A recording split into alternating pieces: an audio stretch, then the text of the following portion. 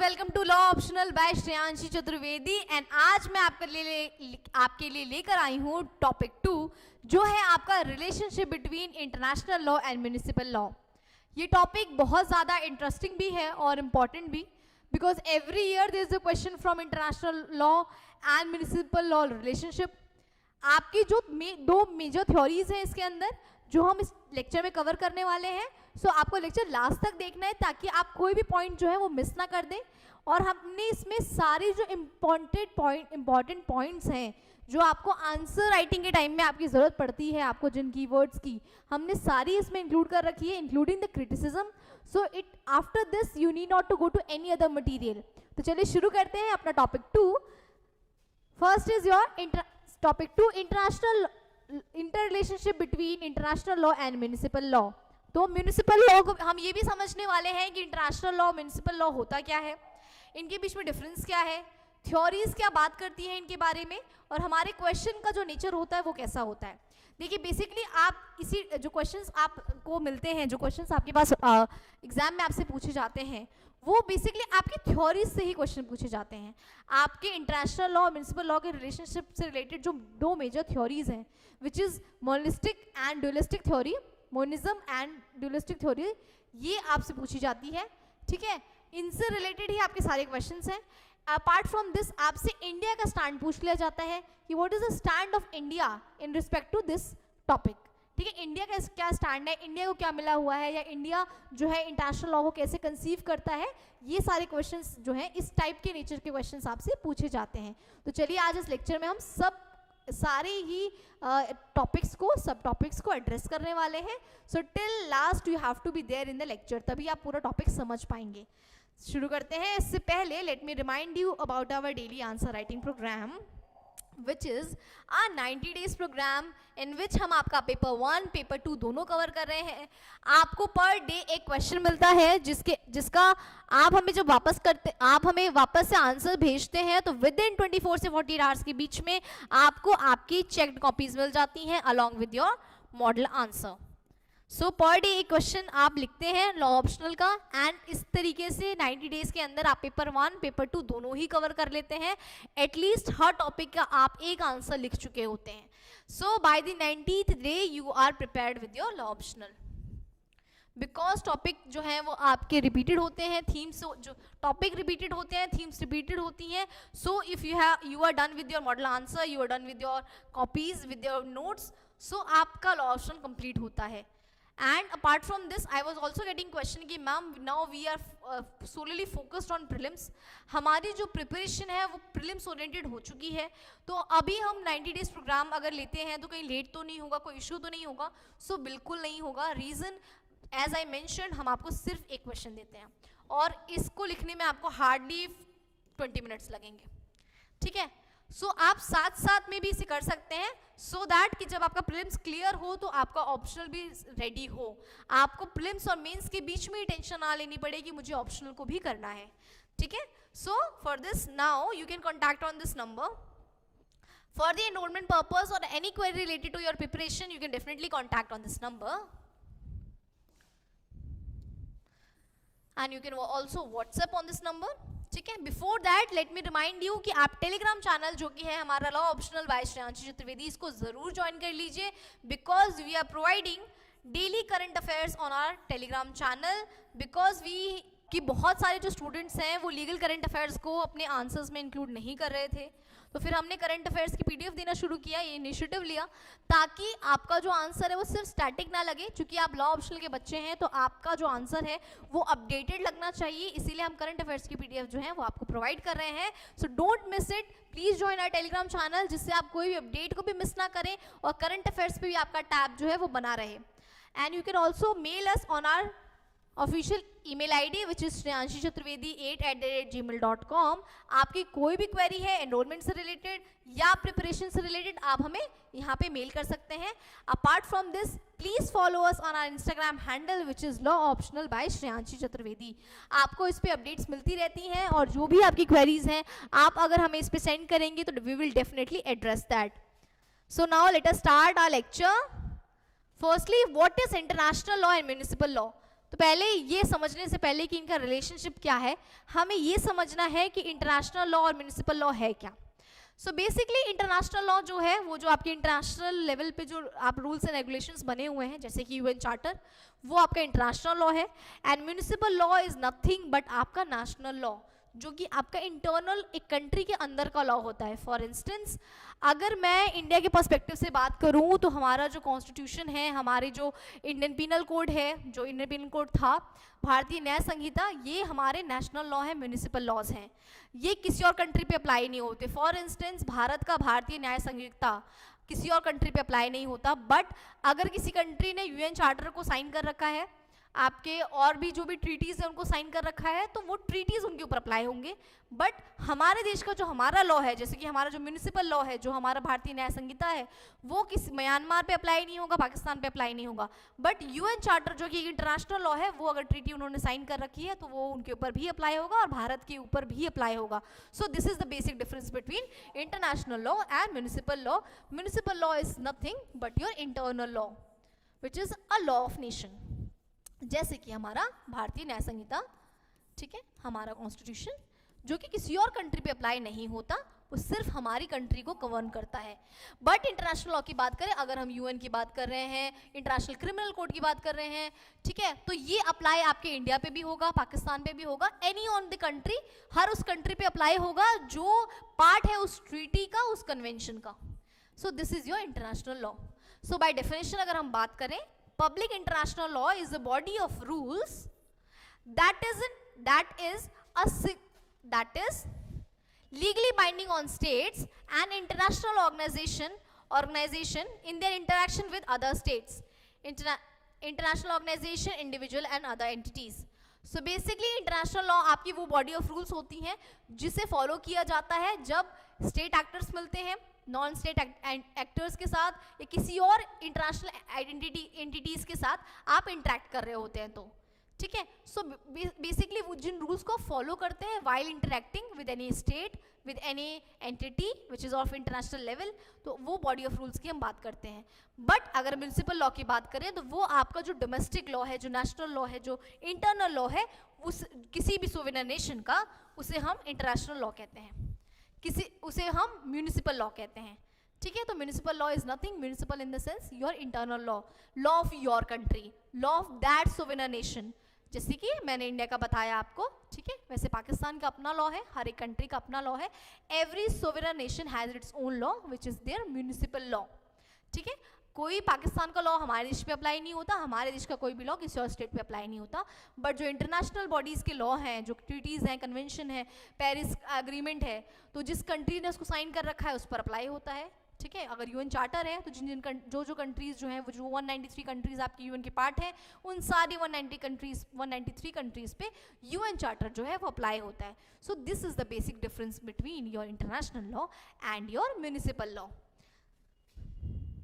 Now let us see interrelationship between municipal law and international law. So international law और municipal law के बीच में basic difference क्या है, ये हमें दो थ्योरीज से पता चलता है, ठीक है। इन थ्योरीज को हम फॉलो करते हैं जिससे हमें पता चलता है कि कौन सी कंट्री जो है वो मोनिस्टिक चल रही है, मोनिज्म। सो ये थ्योरीज हमें बताती हैं कि इंटरनेशनल लॉ और म्युनिसिपल लॉ के बीच में रिलेशनशिप क्या है। First is your monism, monism and dualism theory.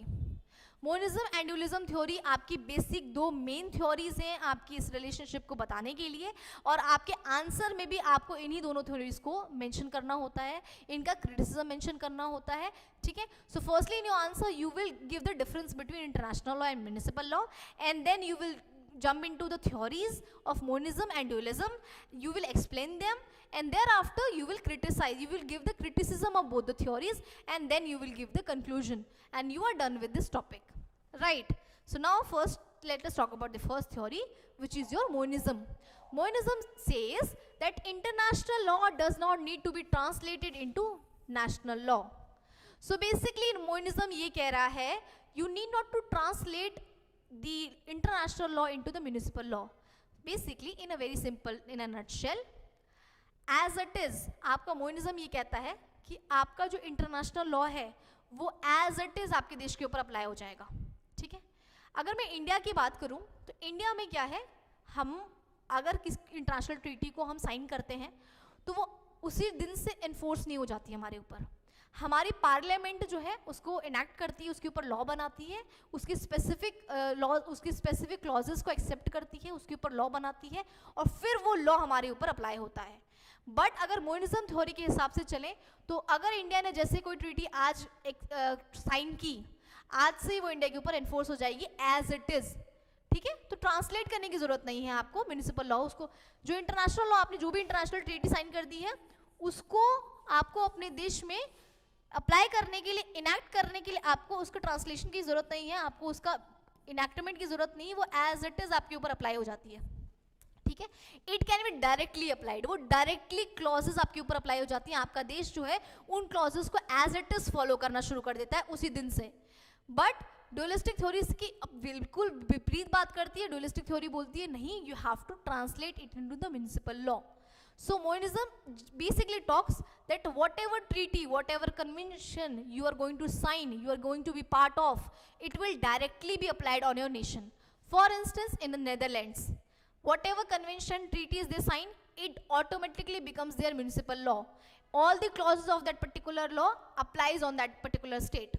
ठीक है, तो directly वो है apply होना शुरू हो जाती हैं। By national, it can be directly applied by the citizens and national judges.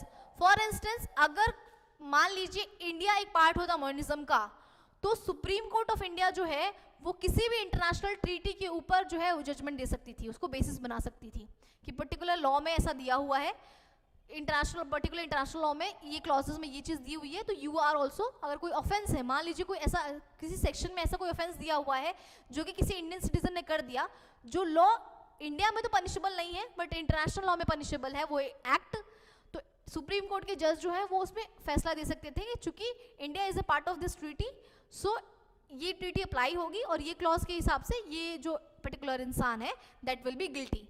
But this is not the case, so the case is otherwise we follow the dualistic theory. हम municipal law को बनाते हैं, enact करते हैं।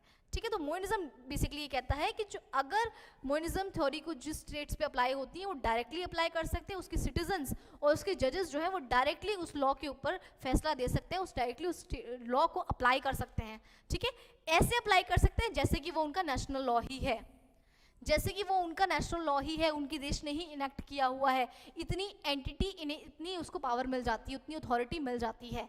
Directly international law को आपका municipal law, national law की उपाधि दे दी जाती है, directly it gets authority at the same level as if it was enacted by their parliament. So this is the difference, this is the main thing, this is the main point of this theory. What it says that man is the root of all laws. इस theory के हिसाब से जो man है वो आपके सारे laws का रूट है। ठीक है, स्टेट नहीं, man is the root of all laws. अगर हम इस थ्योरी के एग्जांपल की बात करें तो as I mention it is Netherlands and European Union. For example European Union में जितने भी स्टेट्स हैं, अगर यूरोपियन यूनियन का कोई लॉ है और उस कंट्री का कोई, यूरोपियन यूनियन ने एक कोई ट्रीटी साइन की, तो that treaty would automatically be applied on every nation as a part of which is a part of European Union. हर वो देश जो कि यूरोपियन यूनियन का पार्ट है, अगर कोई भी ट्रीटी यू ने साइन की तो वो डायरेक्टली उसके ऊपर अप्लाई हो जाएगी, डायरेक्टली क्लॉजेस जो हैं वो अप्लाई हो जाएंगी without any special enactment, directly apply हो जाएगी। सो this is the monism. This theory talks की डायरेक्टली आप एप्लीकेशन दे सकते हैं, डायरेक्टली आप अप्लाई कर दें इंटरनेशनल लॉ को इनटू योर म्युनिसिपल लॉ। ठीक है, and there is another theory as a part of this monism. It talks about delegation theory. Delegation theory कहती है कि there is a delegation of constitution rules to constitution of each state, these rules decides. ठीक है, तो basically delegation theory ये बात करती है कि ये जो इंटरनेशनल लॉ के जो कॉन्स्टिट्यूशन होते हैं, जो रूल्स होती हैं, वो बेसिकली आपके जितने भी स्टेट्स उसके पार्ट हैं उनके कॉन्स्टिट्यूशन को एक डायरेक्शन दे देती है, डेलीगेशन दे देती है, this is the law, now you have to follow. ठीक है, डायरेक्टली आपको उस लॉ को फॉलो करना पड़ता है, डायरेक्टली उसका डेलीगेशन मिल जाती है, आपको अथॉरिटी मिल जाती है कि now you have to follow this law. ठीक है, this is the one sub aspect of your monism. But this theory was criticised This theory was criticized because it was, as Kelsen said, that man is the root of all laws. कि man जो है वो root है जिसकी वजह से laws बनते हैं. But it was criticized because that man lies at the root of all laws. It cannot be disapproved. Yet municipal law it have two separately system of laws. But ये देखो, हम इस बात को डिनाई नहीं कर सकते कि man is the root of all laws. Man की वजह से ही लॉज है, इस बात को डिनाई नहीं किया जा सकता, डिसअप्रूव नहीं किया जा सकता. But international law, municipal law जो है वो दोनों डिफरेंट सिस्टम ऑफ लॉ हैं. इस बात के लिए क्रिटिसाइज किया गया बिकॉज दोनों की डिमांड अलग है. ठीक है. ईच सोवेनियर state and not bound by international law. State follow because of consent given to international law poses a challenge in case of contradiction. So monism की थ्योरी इसलिए चैलेंज की गई, इसलिए क्रिटिसाइज की गई हैवीली, बिकॉज ये कहती है कि इंटरनेशनल लॉ डायरेक्टली आपके स्टेट के ऊपर अप्लाई हो जाएगा. बट इट लैक्स, ये कहता है कि हर एक सोवेनियर स्टेट ने तो कंसेंट दी थी तब अप्लाई हो रहा है, तो है वो सोवेनियर है. until unless it accepts, until unless it specifically enact any laws with respect to international law, तब अप्लाई होना चाहिए. किसी भी स्टेट पे डायरेक्टली अप्लाई नहीं होना चाहिए बिकॉज हर स्टेट जो है वो सोवेनियर है. हर स्टेट की अपनी एक स्वेच्छा है कि वो उस लॉ को एक्सेप्ट करना चाहता है, उस ट्रीटी के हर क्लॉजेस को एक्सेप्ट करना चाहता है या नहीं. नो सोवेनियर स्टेट शैल बी बाउंड. कोई भी सोवेनियर स्टेट जो है उसको बाउंड नहीं किया जा सकता कि आपको इंटरनेशनल लॉ के हर क्लॉजेस को मानना ही है. ठीक है. So it was criticise because कि देयर माइट बी कॉन्ट्रडिक्शन. हो सकता है कि उस स्टेट की म्यूनिसिपल लॉ कुछ और कह रहा हो, इंटरनेशनल लॉ के क्लॉजेस कुछ ऐसे हो जो कॉन्ट्रडिक्ट कर रहे हों, वहाँ पे इशू क्रिएट होते हैं. फर्स्टली एक इशू आता है कॉन्ट्रडिक्शन पे, और दूसरा इशू ये आता है कि आप इस फैक्ट को डिनाई कर रहे हो कि हर स्टेट जो है सोवेनियर है और वो अपनी कंसेंट की वजह से इंटरनेशनल लॉ को फॉलो करता है. आप बाउंड कर रहे हो स्टेट्स को कि डायरेक्टली वो इंटरनेशनल लॉ के हर क्लॉजेस को फॉलो करें. So that is why this theory was criticized. Apart from this there is another theory which is your dualism. Dualism कहता है, it was given by Triepel and Anzilotti. इसके main propounders थे और ये theory suggest करती है कि there is a difference between national and international law and latter must be incorporated by former. Dualism की थ्योरी कहती है, जैसे कि इंडिया भी फॉलो करता है, कि इंटरनेशनल लॉ और नेशनल लॉ अलग अलग है. ठीक है. रीजन, दोनों की डिमांड्स अलग है. ठीक है. इंटरनेशनल लॉ डायरेक्टली अप्लाई नहीं करना चाहिए बिकॉज हर स्टेट जो है सोवेनियर है, उसको डिसाइड करने दो कि उसको कौन से क्लॉजेस मानने हैं ट्रीटीज के, उसको कौन से लॉज को एक्सेप्ट करना है और कौन से लॉज को एक्सेप्ट नहीं करना है. ठीक है. सो ड्यूअलिज्म थ्योरी जो है वो आपको ये फ्रीडम देती है कि you make your own acceptance. It gives you power to accept the clauses, it gives you power to accept the treaties and convention that you want to obey as a part of international law. ठीक है. So treaty is not binding directly. कोई भी treaty convention जो है वो dualism के अंदर directly binding नहीं होता किसी स्टेट के ऊपर, क्योंकि डिफरेंट सब्जेक्ट मैटर है, डिफरेंट सोर्सेज हैं और डिफरेंट ओरिजिन है. ठीक है. लॉ के जो इंटरनेशनल और म्यूनिसिपल लॉ के जो सब्जेक्ट मैटर है, जैसे कि आपका स्टेट का सब्जेक्ट मैटर कौन है, आपका इंडिविजुअल, और इंटरनेशनल लॉ का सब्जेक्ट मैटर कौन है, स्टेट. तो जब आपका सब्जेक्ट मैटर है वो अलग है, आपके लॉ का सोर्स अलग है और आपका ओरिजिन अलग है, तो सारे लॉज को डायरेक्टली आप अप्लाई नहीं कर सकते हो. ठीक है. That is why dualism theory ये बात कहती है कि लेट द स्टेट डिसाइड्स कि कौन से उनकी ट्रीटीज को, कन्वेंशन को उन्हें एक्सेप्ट करना है. अगर हम इंडिया की बात करें तो इंडिया के अंदर आर्टिकल 256 है. ठीक है. इंडिया के अंदर बेसिकली ये है कि इंडिया जो है वो अपनी स्पेसिफिक क्लॉजेस को, इनैक्टमेंट को अलाउ करता है. मतलब हमारे ऊपर डायरेक्टली ट्रीटीज अप्लाई नहीं होते.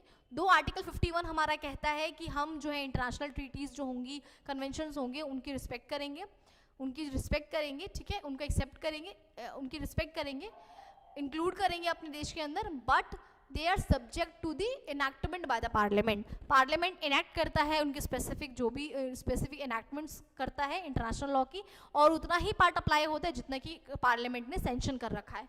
ठीक है. सो ट्रिपले ने एक्चुअली पॉइंट आउट किया था इस थ्योरी के अंदर, ट्रिपल ने पॉइंट आउट किया था इस थ्योरी के अंदर कि देयर आउट ऑफ दिस उन्होंने डिफरेंस बताया था कि सब्जेक्ट मैटर कैसे, जैसे कि मैंने आपको बताया इस थ्योरी के अंदर ट्रिपले ने भी बोला था कि इंडिविजुअल जो है वो स्टेट का सब्जेक्ट मैटर है और स्टेट जो है वो इंटरनेशनल लॉ का सब्जेक्ट मैटर है. तो अगर आप जिस चीज को गवर्न कर रहे हो, जो आपका बेसिक यूनिट ऑफ गवर्नेंस है वो ही डिफरेंट है, तो आप लॉ सेम कैसे रख सकते हो? अगर स्टेट इंटरनेशनल लॉ का जो गवर्नेंस किसके ऊपर होती है? स्टेट के ऊपर, और स्टेट लॉ की गवर्नेंस होती है आपके इंडिविजुअल के ऊपर, आपके सिटीजन के ऊपर। तो आप दोनों के ऊपर सेम लॉ कैसे अप्लाई कर सकते हो? बिकॉज आपकी जो गवर्नेंस यूनिट है वो ही डिफरेंट है, जो आपकी गवर्नेंस यूनिट है वो ही जो आपकी गवर्नेंस यूनिट है अगर वो ही डिफरेंस है तो आपको जो है लॉज भी डिफरेंट रखने पड़ेंगे। आप दोनों के ऊपर सेम लॉज जो है अप्लाई नहीं कर सकते, ठीक है। ओरिजिन की भी बात करें ट्रिपल ने कि origin of state law is will of state, whereas origin of the international law is a common will of state. So ये बोलता है कि ओरिजिन में भी डिफरेंस है। स्टेट के अंदर आपके जो सिटीजन्स हैं उनकी विल से बनता है लॉ, ठीक है, और इंटरनेशनल लेवल पे सारे स्टेट्स की विल से बनता है लॉ। सो आपका ओरिजिन जो सोर्स है जिसकी वजह से लॉ बन रहा है, ओरिजिन भी डिफरेंट है, तो आपको लॉज भी अलग ही रखने चाहिए, ठीक है। State law will of the people, उस लोगों के वहाँ के लोगों की विल से चलता है, और इंटरनेशनल लॉ जो है सारे स्टेट्स की विल से चलता है, जनरल विल से चलता है, ठीक है। सारे स्टेट्स के जो विल है उसको कलेक्टिव करके बनाया जाता है इंटरनेशनल लॉ। और एक किसी इंटरनल लॉ के अंदर, जैसे कि अगर हम इंडिया की बात करें, इंडिया के अंदर जो लॉज बनते हैं वो हमारे देश के पार्लियामेंटेरियंस बनाते हैं। They are representing the general will of the people, वो हमारे देश के सिर्फ लोगों की बात कर रहे हैं, उनके सिर्फ जनरल विल को रिप्रेजेंट कर रहे हैं। बट इंटरनेशनल लॉ जो यूएन चार्टर बनता है, यूनाइटेड नेशन या इंटरनेशनल लेवल पे जो लॉज बनते हैं वो सारे स्टेट जो हैं, जो पूरे वर्ल्ड में जितने स्टेट्स हैं उन सब की कलेक्टिव विल बनती है, वो रूल्स बनते हैं, that is international law. So the origin is different. So there is another, there's a part of this theory too, there is another theory which is a part of dualistic theory, which is a transformation theory. Dualistic theory का ही part है, वो कहता है treaties is a nature of promises which have to be transformed into municipal law statutes which are of the nature of the command, ठीक है। Transformative theory कहती है कि आपकी जो ट्रीटीज हैं उनको आपको ट्रांसफॉर्म करने का पड़ेगा अपने म्यूनिसिपल लॉ में, ठीक है। नेचर ऑफ द प्रोमिसेस, जो ट्रीटीज होती है वो बेसिकली एक नेचर ऑफ प्रोमिसेस है कि आपने प्रॉमिस तो कर दिया बट अब आपको उसको ट्रांसलेट करना पड़ेगा, ट्रांसफॉर्म करना पड़ेगा अपने म्यूनिसिपल लॉ में, ठीक है। आपने जो ट्रीटी साइन करी, just it is just a nature of promises कि आपने कुछ प्रोमिसेस करके आए आप किसी इंटरनेशनल लेवल पे। बट अगर आपको उसको इंटरनेशनल अपने म्यूनिसिपल लॉ के अंदर अप्लाई करना है तो आपको उसके लिए इनैक्टमेंट करना पड़ेगा, स्टैट्यूट बनाना पड़ेगा, ठीक है। This is the transformative theory. ये कहती है कि ट्रांसफॉर्म करो, जो आप प्रोमिसेस वहाँ करके आए हो ट्रीटी के अंदर, कन्वेंशन के अंदर, इंटरनेशनल स्टेज पे, उसको पहले अपने म्यूनिसिपल लॉ में, इंटरनेशनल अपने पार्लियामेंट में उसको इनैक्ट करो, स्टैट्यूट दो, उसको इनैक्टमेंट दो, अलग से एक इनैक्टमेंट बनाओ उसका, then it will be applied. वो डायरेक्टली इन्फोर्स नहीं होगा, आप ट्रांसफॉर्म करो उसको as a municipal law, then it will be applied. The second theory is your specific adoption theory, which is also a part of dualistic theory, जो कहता है international law has no application in a sovereign state until and unless the sovereign state specifically adopts the international law by the way of enactment. So specific adoption theory कहती है कि international law का कोई भी part municipal law नहीं होगा, तब तक नहीं होगा जब तक कि स्पेशली अडॉप्ट नहीं करती by the way of enactment. आप प्रॉपर इनैक्टमेंट दो उस लॉ को, आप एक प्रॉपर लॉ बनाओ। जैसे कि हमारे देश में सेक्सुअल हरासमेंट एक्ट जो है वो हमारा आफ्टर द विशाखा गाइडलाइंस बना, it was inspired from a international convention, ठीक है। वो एक इंटरनेशनल कन्वेंशन डायरेक्टली हमारे अप्लाई नहीं हुआ, हमने एक स्पेसिफिक लॉ बनाया, ठीक है, स्पेशल इनैक्टमेंट दी which is your sexual harassment act, then it was applied. तो स्पेसिफिक अडॉप्शन थ्योरी कहता है कि आप स्पेसिफिकली अडॉप्ट करो पोर्शंस को, स्टैट्यू बनाओ, एक इनैक्टमेंट दो, then it will be applied to your nation, ठीक है। तो this theory talks about this. Now criticism of a dualistic theory. अब ड्यूलिस्टिक थ्योरी आपकी क्रिटिसाइज क्यों हुई? Because theory suggest that only states are the main subject of international law. फिर से ये थ्योरी इसलिए क्रिटिसाइज हुई बिकॉज ये कहती है कि जो आपके स्टेट्स हैं, स्टेट्स ही आपकी यूनिट है, जो आपकी स्टेट्स हैं, only state is the unit of your international law. Again, outdated concept because now non-state actors, ठीक है, your other entities, बाकी सब एंटिटीज भी आपकी पार्ट है इसकी, ठीक है, non state actors other entities भी आपका पार्ट है. सो इट बिकम्स अ नॉ आउटडेटेड कॉन्सेप्ट कि सिर्फ स्टेट भी है जो यूनिट ऑफ गवर्नेंस है आपकी, नॉन स्टेट एक्टर्स हैं, बाकी अदर इंटरनेशनल कम्युनिटी में आपके एंटिटीज हैं, और भी सारी एंटिटीज हैं आपके इंटरनेशनल लेवल पे. ठीक है, so this theory was criticise कि सिर्फ आप स्टेट को यूनिट नहीं मान सकते हो गवर्नेंस ऑफ इंटरनेशनल लॉ का. ठीक है, there are multiple other aspect of it. International law की अब और ज़्यादा बड़ी होराइजन है, बिकॉज इसके अंदर नॉन स्टेट एक्टर्स भी हैं, इंटरनेशनल कम्युनिटीज़ भी हैं. ठीक है, WHO है, WTO है, IMF है, इन सब के जो रोल्स एक्सपैंड हो चुके हैं हम उसको डिनाई नहीं कर सकते. तो सिर्फ हम स्टेट्स को जो है इंटरनेशनल लॉ का पार्ट नहीं मान सकते. हम ये नहीं कह सकते जो इंटरनेशनल लॉ है वो सिर्फ आपकी स्टेट्स के ऊपर अप्लाई होती हैं, वो बहुत सारी नॉन स्टेट एक्टर्स पे अप्लाई होती हैं. ठीक है, जितने भी आपके EU है, जितने भी आपकी ये ऑर्गेनाइजेशंस बन रही हैं, फॉर इंस्टेंस या एशियान ब्रिक्स एक्सेट्रा, इन सब के ऊपर भी इंटरनेशनल लॉ आपका अप्लाई होता है. ठीक है, जितनी भी ट्रीटीज़ बनती हैं इन सब के ऊपर अप्लाई होता है. So you can not take only state as a unit of your governance of international law. So that is why this was criticised as a outdated concept. Now let us move forward. चलो India की practices हम देखेंगे कि India में क्या stand है आपके, कौन सा हम थ्योरी को अप्लाई करते हैं. अर्लियर इंडिया जो है वो पहले इंडिपेंडेंस से पहले ब्रिटिश प्रैक्टिस को फॉलो करता था. British practice in the sense that कि कस्टमरी जो लॉ था इंटरनेशनल लॉ का वो हमारे यहाँ पे लॉ ऑफ लैंड था. तो इंडिपेंडेंस से पहले इंडिया क्या करता था, फॉलो करता था आपका ब्रिटिश प्रैक्टिस, जिसके अंदर कस्टमरी लॉ जो है वो लॉ ऑफ लैंड आपका बन जाता था अपने आप. ठीक है, law of land, customary law becomes the law of land. But after independence हमने कॉन्स्टिट्यूशन में चेंज किया. प्रेजेंट प्रैक्टिस आपकी आर्टिकल 372 ऑफ कॉन्स्टिट्यूशन की बात करती है. International law can be part of your municipal law with specific incorporation. अब हमारा कॉन्स्टिट्यूशन ये कहता है कि इंटरनेशनल लॉ आपके म्युनिसिपल लॉ का पार्ट तो बन सकता है, but with the specific incorporation. आपको स्पेसिफिक उसको इनैक्टमेंट देना पड़ेगा, स्पेसिफिक स्टैट्यूट बनाना पड़ेगा, स्पेसिफिक उसको जगह देनी पड़ेगी, तभी आप municipal law as a municipal law जो है उसको एक्सेप्ट कर सकते हो. इंटरनेशनल लॉ ऑटोमेटिकली आपका म्युनिसिपल लॉ नहीं बनेगा. ठीक है, you have to give it specific incorporation. Article 51 वैसे कहता है foster respect for international law and treaty obligation की बात करता है. आर्टिकल 51 जो कि हमारा DPSP है, directive principle of state policy है, जो कि हमारे स्टेट को ये डायरेक्टिव देता है कि आपको इंटरनेशनल जो ऑब्लिगेशंस है, ट्रीटीज हैं, उनको रिस्पेक्ट करना है. ठीक है, इनको रिस्पेक्ट करना है. Yet it does not directly says कि you have to accept them. It is giving you just direction that you have to respect the international obligations and treaties.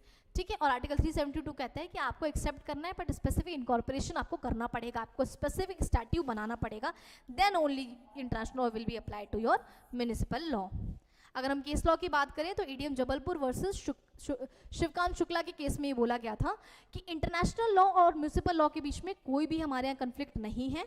ठीक है, पर जहाँ पे भी दो कंस्ट्रक्शंस हमको मिल रही हैं किसी भी म्युनिसिपल लॉ की, अगर जो हमारे देश का अपना लॉ है उसके अंदर हमें दो कंस्ट्रक्शंस मिल रही हैं, मतलब कि उसकी दो इंटरप्रिटेशंस मिल रही हैं, तो आप क्या करेंगे, आप इंटरनेशनल लॉ की तरफ देखेंगे और फिर इनको मिला के आप हार्मोनियस कंस्ट्रक्शन कर देंगे. हार्मोनियस कंस्ट्रक्शन का मतलब होता है आप जो है समन्वय बिठाने की, हार्मनी बिठाने की कोशिश करेंगे. फॉर इस केस के अंदर बेसिकली ये बोला गया था कि आपकी जो इंटरनेशनल लॉ है और म्युनिसिपल लॉ है इसके बीच में कोई कॉन्फ्लिक्ट नहीं है, मगर अगर म्युनिसिपल लॉ के अंदर कोई दो इंटरप्रिटेशंस निकल रही हैं, मतलब एक ही लॉ है बट उसके अंदर इंटरप्रिटेशन दो अलग अलग हो रही हैं, जिनकी बातें बिल्कुल अलग हो जा रही हैं, तो आप फिर इंटरनेशनल लॉ की तरफ देखोगे और फिर आप इंटरनेशनल लॉ को आप उस लॉ को ऐसे इंटरप्रेट करोगे कि आप हार्मनी बिठा सको इंटरनेशनल लॉ और म्युनिसिपल लॉ के बीच में. मतलब फिर वो एक दूसरे को कॉन्ट्रडिक्ट ना करें, आप इसकी तरफ देखो, इंटरनेशनल लॉ की तरफ देखो और फिर देखो कि एक्चुअली इंटरनेशनल लेवल पे कैसी चीज़ें चल रही हैं, then we will decide according to that. ठीक है, तो आप अपनी इंटरप्रिटेशन हार्मोनियस लेके चलो, आप हार्मनी बिठाओ, आप कॉन्ट्रडिक्ट ना करो इंटरनेशनल लॉ को. ठीक है, so there is no clearly no contradiction. This case demonstrate this. Apart from this, as I mention, Vishaka versus Rajasthan, state of Rajasthan, जो जिसमें हमको मिला हमारा sexual harassment act enactment. Again this case also emphasise कि कोई भी कॉन्फ्लिक्ट नहीं है इंटरनेशनल लॉ म्युनिसिपल लॉ के बीच में. ठीक है, Convention on the Elimination of All Forms of Discrimination Against Women, which is CEDAW, becomes your part of your. जो आपका सीड एक्ट था, ये जो कन्वेंशन था, इसने इंस्पायर करा, इसने गाइडलाइंस प्रोवाइड करी कि सुप्रीम कोर्ट ने फिर इसको देख के गाइडलाइंस प्रोवाइड की कि अब आप जो है as a nation sexual harassment enactment को लाइए और इंटरनेशनल लॉ के इस कन्वेंशन को एज अ म्युनिसिपल लॉ जो है कन्वर्ट कीजिए. So it bridge the gap between in your nation. आपके नेशन के पास जो है एक प्रॉपर इनैक्टमेंट नहीं थी, तो यहाँ पे CEDAW becomes the as a international law becomes your guiding force.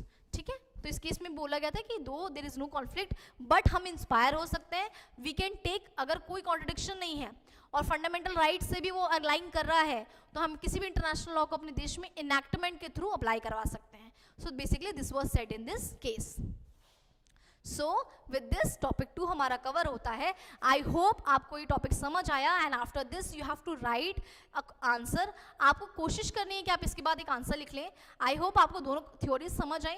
So basically आपको ये याद रखना, मोनिज्म ये बोलता है कि मुझे डायरेक्टली अप्लाई हो जाएगा इंटरनेशनल लॉ, और ड्यूलिस्टिक थ्योरी कहती है कि मैं डायरेक्टली अप्लाई नहीं होऊंगा, मैं म्यूनिसिपल लॉ का मुझे फॉर्म दो, मुझे एक स्पेशल एनैक्टमेंट बनाओ, then I will be applied. ठीक है, so both the theories were criticise heavily and you have to mention these points in your answer, then you are good, then you can score good marks. Thank you so much. At last, if you have any query and related to your enrollment, you can definitely call on this number.